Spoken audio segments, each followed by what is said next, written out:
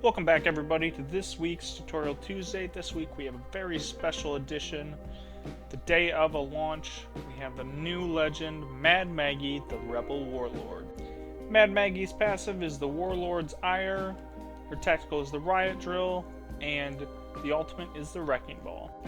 For Mad Maggie's passive, she temporarily highlights enemies she's damaged and moves faster with shotguns. The first part of that ability, the temporarily highlighting enemies that she's damaged, is really useful. It's almost like a Crypto or a Bloodhound highlight, but it's only for a little bit and it's only after you damage them. This pairs really well with her second part of that ability, moving faster with shotguns, and allows her to chase down enemies really easily. Maggie's ability to run faster with shotguns actually pairs extremely well with the new kinetic loader that is a hop-up for the Peacekeeper, which allows you to slide and reload your weapon and get the choke faster when you're sliding. This can be extremely useful to keep up her ammo while you're chasing down an opponent. Anytime you slide, you'll replace one ammo, and then if you shoot again while sliding, you'll replace a second. This gives almost a drive-by effect for Mad Maggie with the Peacekeeper, which makes her truly terrifying. Mad Maggie actually moves faster with a shotgun out than with no weapon out. This is quite a big buff compared to the other legends, and will really allow her to chase down enemies very quickly. Maggie's tactical is the Riot Drill. I'm going to focus quite a bit on this because it has a lot of interactions with a lot of different people. But it attaches a drill to an obstacle and burns enemies on the other side. It does about 100 damage, and it can be really effective.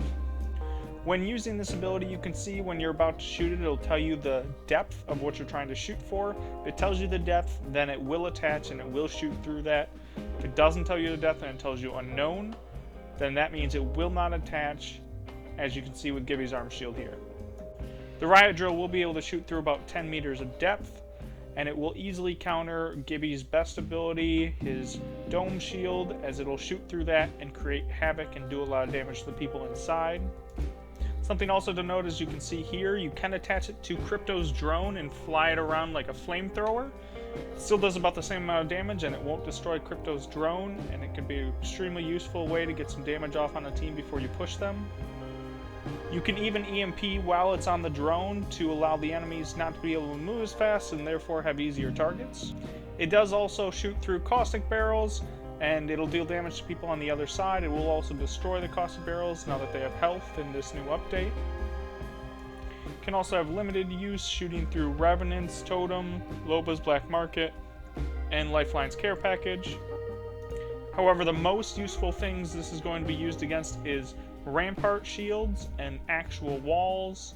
Besides also Gibby's Dome Shield, as I spoke about earlier. These three things are going to be the most useful ways to use it, and you'll get the most damage off on your enemies.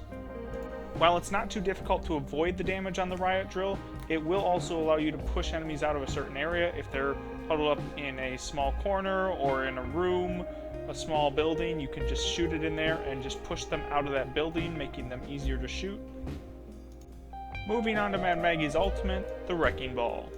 The Wrecking Ball will release speed boosts and detonate near enemies. It'll do about 20 damage, which isn't a whole lot. However, it'll keep going, as I've seen, almost indefinitely until it can't go any further or detonates near an enemy. As you can see here, the Wrecking Ball will actually defy gravity and move uphill, and it'll drop a ton of speed boosts along the way. You can use these speed boosts to quickly move uphill and counter your opponents. You do have to be careful because of how bouncy the Wrecking Ball is. If you hit it at a wrong angle, it might go backwards towards you and your team, being ineffective or at worst doing a little bit of damage to you. When it does hit enemies, it will stun/push them. This can be really useful to disorient the enemies and make it harder for them to hit shots. Another thing I noticed is the speed boosts actually stay a lot longer than the actual Wrecking Ball. The speed boosts stay for about 10 to 15 seconds, allowing you to use them multiple times and continually get those speed boosts when you're chasing people with your shotgun. You can also release the Wrecking Ball inside a Gimme Dome for devastation on the team waiting inside. It'll bounce all around and just wreak a lot of havoc.